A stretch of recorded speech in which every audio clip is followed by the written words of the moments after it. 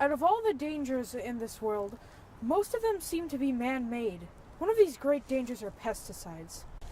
We use pesticides to kill pests, which are a big danger to our crops. However, they are a great danger to the environment. Pesticides cause biological magnification. Biological magnification is when these pests collect the pesticides and then they're eaten by predators, which are eaten by predators, and then the pesticides move up into the food chain. They're also a great danger to our bees. Two widespread studies have showed that pesticides kill queen bees. This is basically a death sentence, as they can no longer populate their hives. And bees pollinate flowers, so without bees, no flowers. Now, with all the problems pesticides cause to nature, you're probably wondering, why do we even use them? Well, pesticides are used to kill pests, and they're a big problem because they eat our crops. And with an ever-expanding population, we need crops to keep us fed. Now, since we clearly need to kill pests, but we can't use pesticides because they're such a danger, what can we do? Well, I could easily look up all this stuff online, but I figured I'm going to interview 3 organic farmers and see what they do. This is the residence of Larry Foglia and Heather Forrest. 2 people I will be interviewing. The third person, Barbara Wildfear, is also here. They are all organic farmers, which means they don't use chemical pesticides. This is Heather Forrest and Larry Foglia. They are a married couple and they run a local organic farm. What farm do you represent?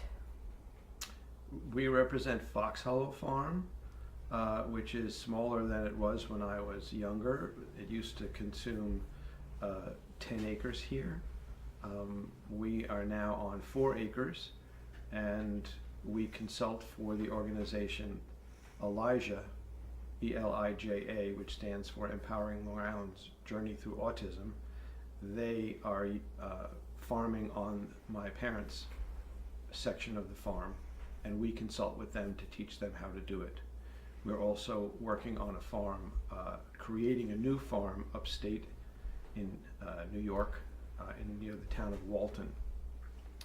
And on top of that, we help community gardens get set up. And we teach people who want to farm or garden in community gardens how to do that. We also teach people who are backyard gardeners how to grow food in small spaces in a homestead setting. Okay. So, why don't you use pesticides? Well, I'm going to reframe that for you a little bit. We do use some pesticides. We do use organic, certified organic pesticides. So a pesticide is something that will help remove some of the pests that injure your plants. They can be very toxic synthetic chemicals, right, which I think is what you're referring to. Yeah, and those are used in what is now unfortunately called conventional farming. We farm organically, and the pesticides that we use do not interrupt the natural cycles in the garden, the carbon cycle, the nitrogen cycle, or don't interrupt and sometimes augment the biology of the soil. So to answer your question why we don't use synthetic chemicals, which are petrochemical based usually, is that they are indiscriminate in what they will kill, and they radically interrupt the natural cycles in the garden. They interrupt the biology of the soil. So what are the pesticides you used called? Well, the pesticides we use are they're organic. They're certified by an organization that certifies the organic nature of the pesticides. So sometimes we will use an example would be there's a bacteria, Bacillus thuringiensis, which kills little worms like cabbage loopers and cabbage worms that will eat your cabbage plant and your kale and your broccoli. If one of those insects dies, the bacteria that breaks down those insects is called Bacillus thuringiensis. So if you produce that an organization or a company would produce that commercially and make it available to you in a dry form. It's called BT for short. You spray that with some soap on your plants, and the little worms eat that, and then they die. Do you find this effective? It's very effective. Are there any downsides to it? There would be downsides if you directed the spray to trees and shrubs and plants where there are natural caterpillars, which could be affected also, that birds and other wildlife depend on as a food source. A lot of this is about balance, and there are less invasive ways to deal with the competition for your vegetable crops in the garden. The least invasive way is to physically remove them by finding them and taking them elsewhere, or killing them manually. Or knowing when they lay their eggs, if it's a beetle or a moth or butterfly that is going to have young larval stages. If you know what their eggs look like and where they usually deposit them, then you go through your garden and you crush those. So there are ways of preventing the need even to use these if you know the life cycle of the insects that you're doing. So an example would be we plant our plants out and we cover them over with a mesh, a barrier. So you're protecting the plants from the flies that will come and lay eggs, from which you'll get some maggots that affect, say, your carrots, or the moth that lays eggs to bore into the squash stem. So you're protecting it, you're covering it, and that really doesn't affect anything in the system to do that. The other thing to understand is that a healthy plant can resist invasions by diseases and insects all by itself because of how it communicates with the biology of the soil. So if you work on the quality of your soil such that your plants are as healthy as they can be, then it's okay for them to have a little bit of disease or a little insect pest. They can survive that, and you will still get the fruit that you want to eat. It's the same thing that we do. We prevent ourselves from getting sick, and when we do get sick, we'll do something about it. Plants that are very healthy, their leaves produce a full protein, which is inedible by a worm. And so if the plant itself is very healthy, it has its own natural immunity to little chewers who might be coming along trying to eat it. The incomplete proteins that you'll find in a plant that's struggling or it's unhealthy, doesn't have all the nutrients that it needs to be in its fullest health, those kinds of plants are far more vulnerable. So the first line of defense against the challenges to your crops would be to have healthy crops. The second line of defense is to manually remove those invaders or protect your crops from the invaders. And then there are more dramatic ways, of course, as you had mentioned, using pesticides, which of course we would only use organically approved pesticides that cause as little damage to the environment as possible, because the highest and most important thing is to protect the earth, protect the soil, keep your plants healthy.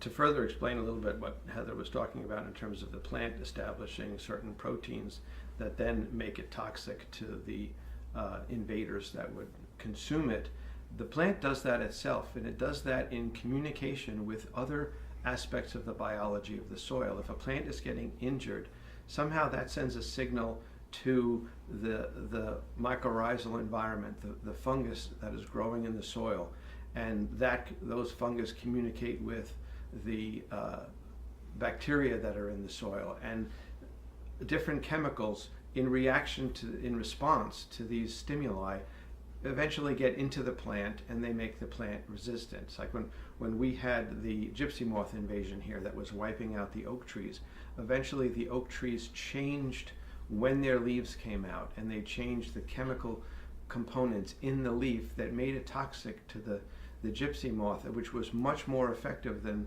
spraying Sevin or malathion by helicopter over the trees. Plants are a lot smarter than humans think. Yeah. And soil biology is being newly re-understood. It's almost like the research into soil biology and the communication between plants and the biology in the soil was interrupted by the companies that were producing toxic materials during the First World War and the Second World War, that then funded research on how these chemicals could be used to kill pests, with disastrous results in how it affected our natural environment. The effects from that time that still linger with us today. And interestingly, the words organic gardening and conventional gardening are kind of mixed up, because for most of human history, conventional gardening or growing of food was done with organic techniques because chemicals didn't exist like they do today. Nowadays, people refer to conventional gardening or conventional farming as the farming that uses the petrochemicals. But conventional gardening and conventional farming was always organic until modern times. Is synthetic fertilizer, synthetic nitrogen, wasn't invented until the late 1800s by Fritz Haber. We have nitrogen available to us in the air that was usually made available to plants by nodules and bacteria on legumes or other plants that had the ability to take atmospheric nitrogen and turn it into usable nitrogen for plants. And then Fritz Haber figured out how to compress under pressure and temperature that nitrogen in the air and make a synthetic fertilizer. And farmers started, there were proponents of this, and farmers started to use this and lost track of the organic ways that they were using, getting nitrogen and using waste from animals and even human waste at that time. And he got a Nobel Prize for that, and it increased the population tremendously. Then we had to come up with more food. So we started a cycle by doing something like that. And in fact, our bodies are what are called carbon-based. And when the carbohydrates that we eat, when nitrogen is introduced to that, that's how we form our proteins, our muscle tissue. A significant percentage of our muscle tissue in our body is now made from synthetic nitrogen that has been put on the crops, taken in by the crops, and then eaten by animals, and then the animals are eaten by us, and then our muscles are formed in our body. And you want to think about that as it's the fertilizer that people put on their lawns that our bodies are made of. So we can make our bodies out of organic substances or synthetic substances. We actually have a choice. So, just out of curiosity, what kind of stuff do you grow here? Well, Heather is the vegetable chooser. What's the number of different kinds of vegetables that we've grown here?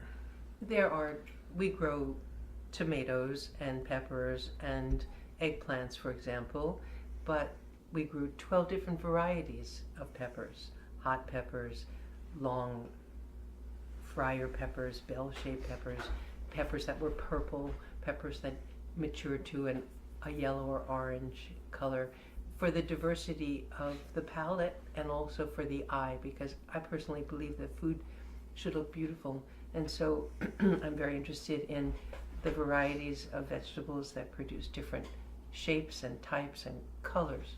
So we grow certain vegetables, but within the idea of the varieties of the vegetables, there's a tremendous amount of diversity.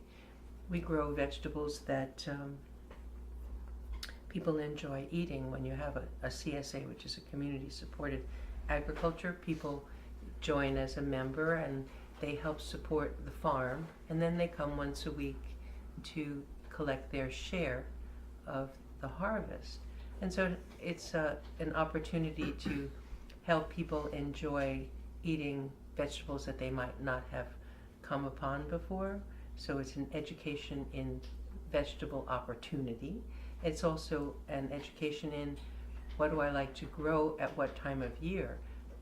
You can go to the supermarket in the middle of the winter and buy a tomato, but it's not going to be a tomato that could grow outside in January because tomatoes don't happen then. So eating seasonally would be to eat the vegetables that are available at that time in the chronology of the year, and eating locally would be eating food that doesn't have a long distance to go to get to you. Big carbon footprint. A big carbon footprint would be to eat grapes that come from Chile in the middle of the time of year where that's the fruit you choose. There's a lot of airplane fuel that's been implemented to get you that food. So I like to grow vegetables locally. I like to walk out to my garden and pick what's for dinner. And we tried to make that opportunity available to the people in the community by having a farm where people could, some of our members, walk to get their vegetables. The short answer would be that we grow over 150 varieties of vegetables here.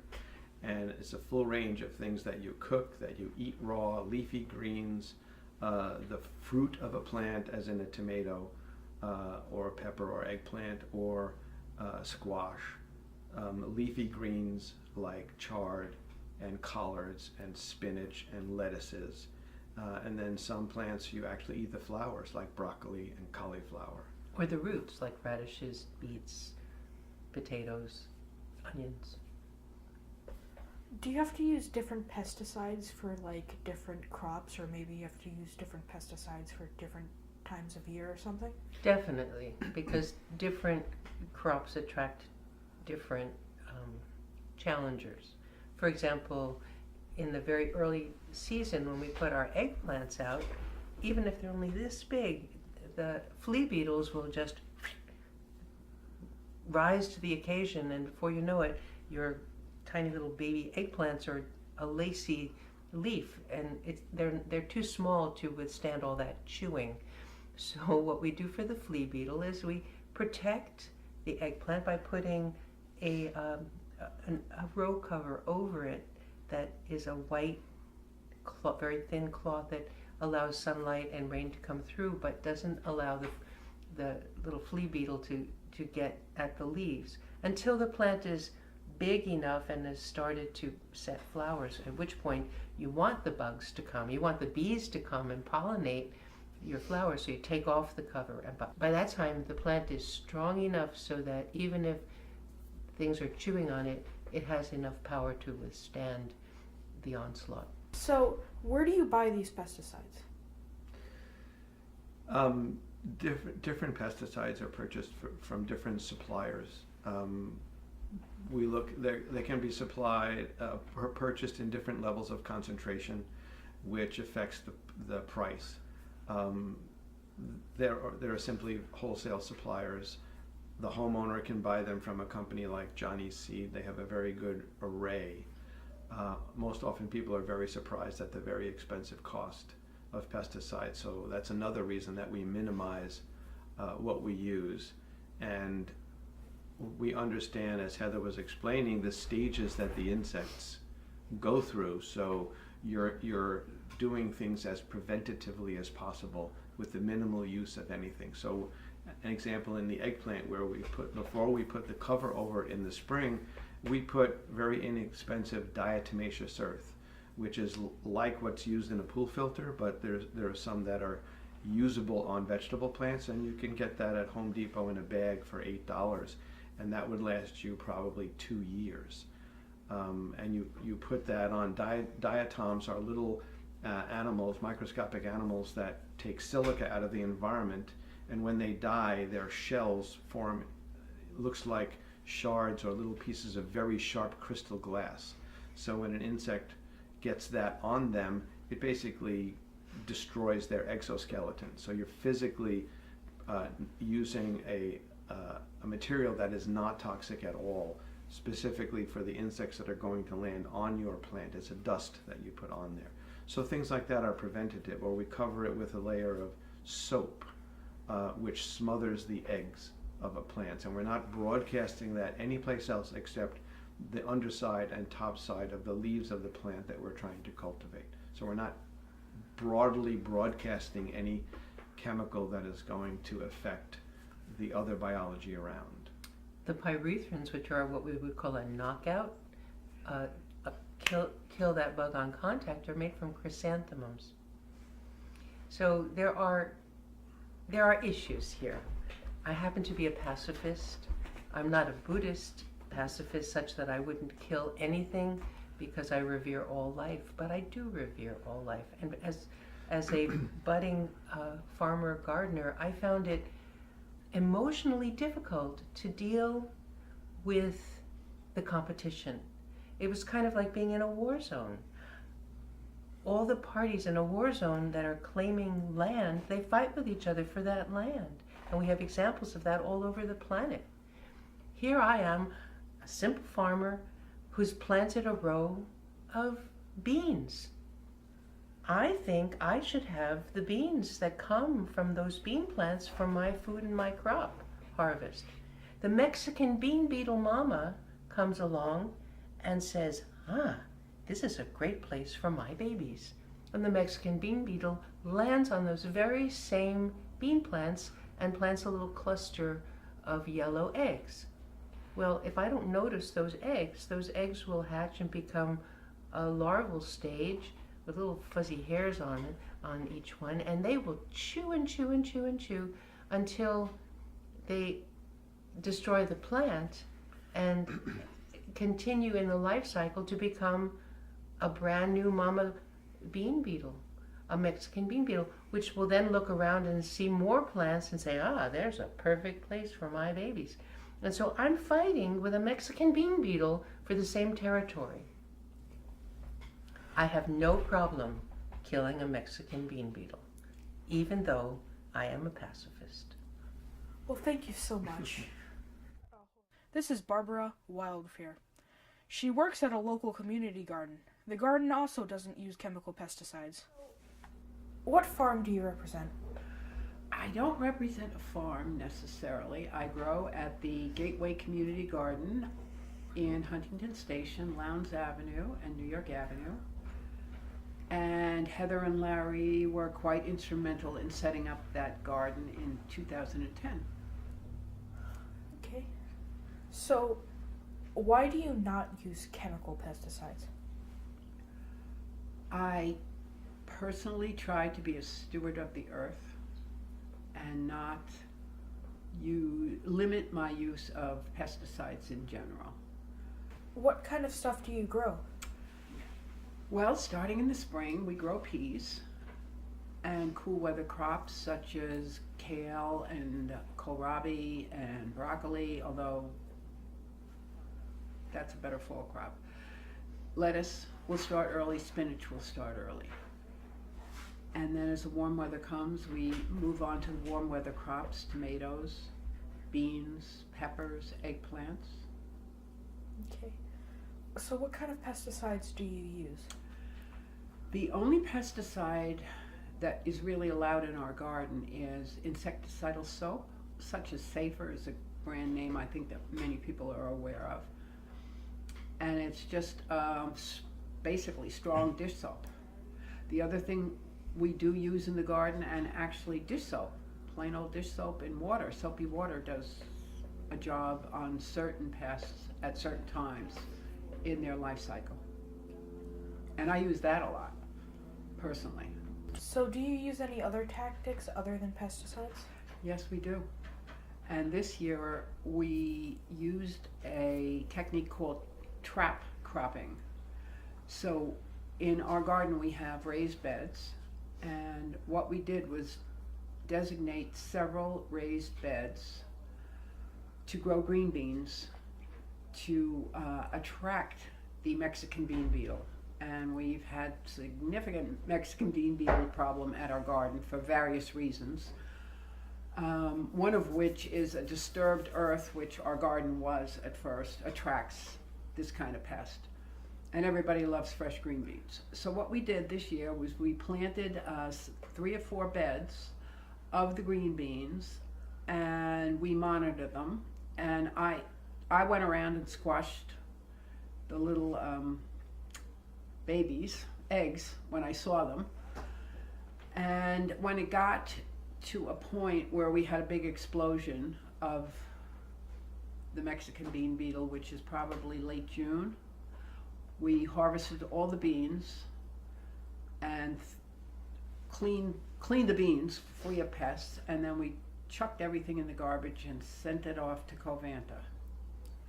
Is the Mexican bean beetle an invasive species? Absolutely.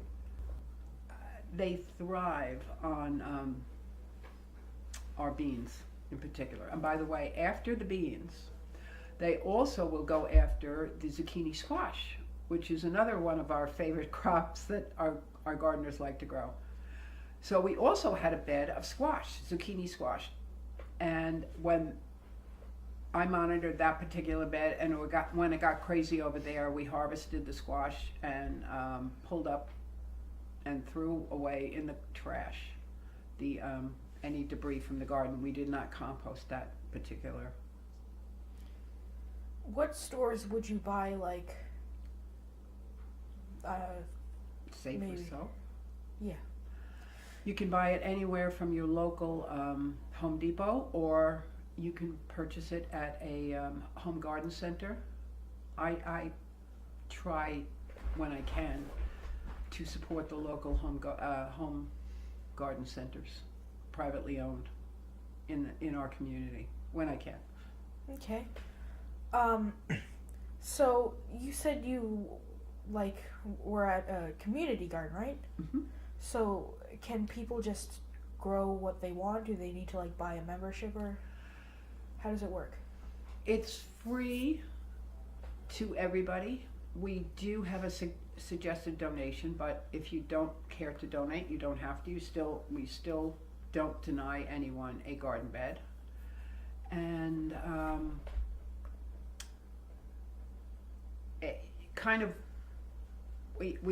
what we ask of our gardeners is that they keep their area clean and tidy and weed free, so they don't attract more pests. Where is this community garden? It is in Huntington Station within the town park, Gateway Park Garden, excuse me.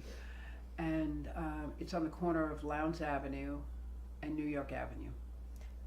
Do you have any other tips for people who are growing their own gardens? I would suggest that, number one, if you're in your home garden, you really need to be watchful of pests. I believe Heather mentioned the cabbage moths, and they can do quite some damage.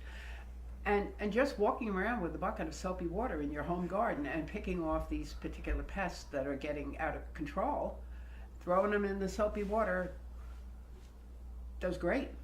Squashing if you recognize the egg formation, you can squash them.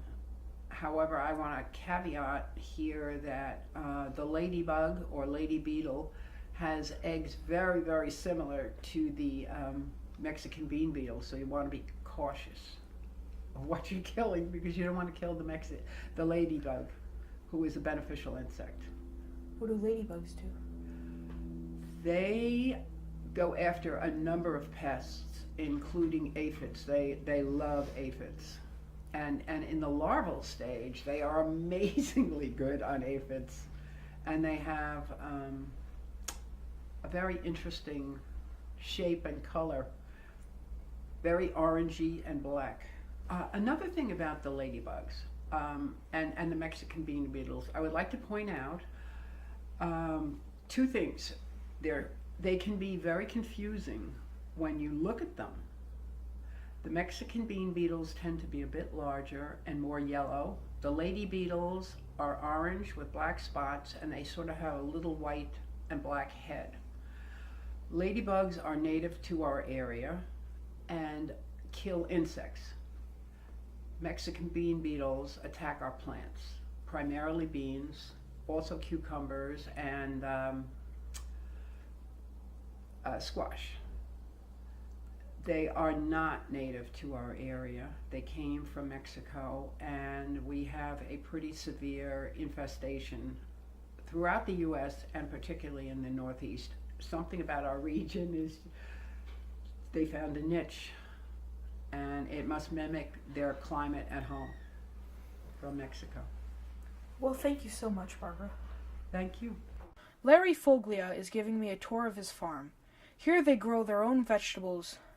During the winter, they start planning which plants they grow. Also, they tap the maple trees to boil their own syrup. And they gave me a jar of delicious homemade blackberry sauce. Things bloom in sequence, and today is the day that the very first plant came into bloom. That's a witch hazel. And you can see the yellow flowers.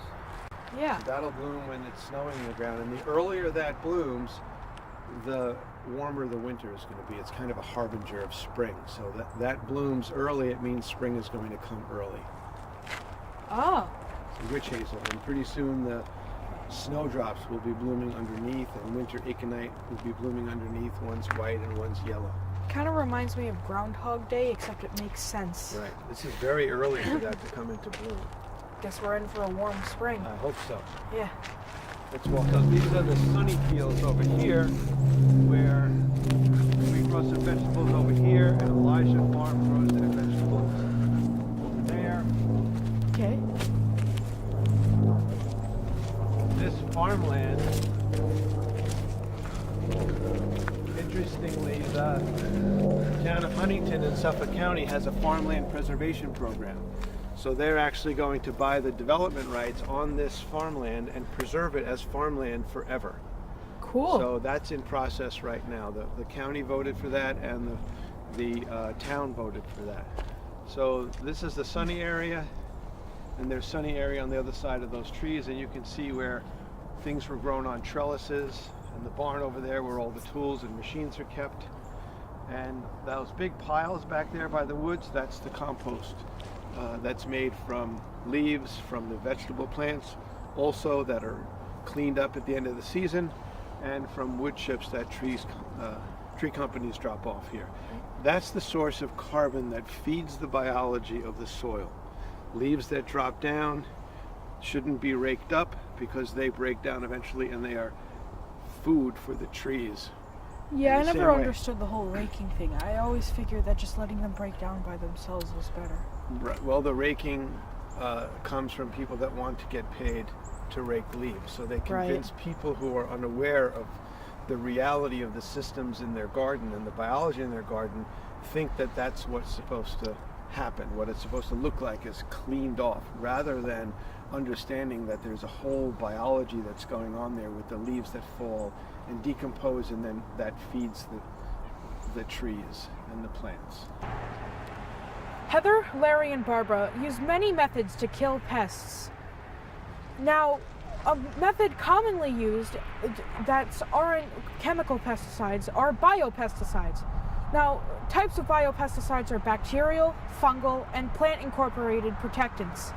According to the EPA, many new farmers are shifting to using biopesticides because they are safe. If you too are a farmer, or you have your own garden, you may consider using these tips in order to make sure that your farm or garden is environmentally safe. Although pesticides are a danger, along with many other things, people are taking a stand to make this world a safer and better place, and so can you.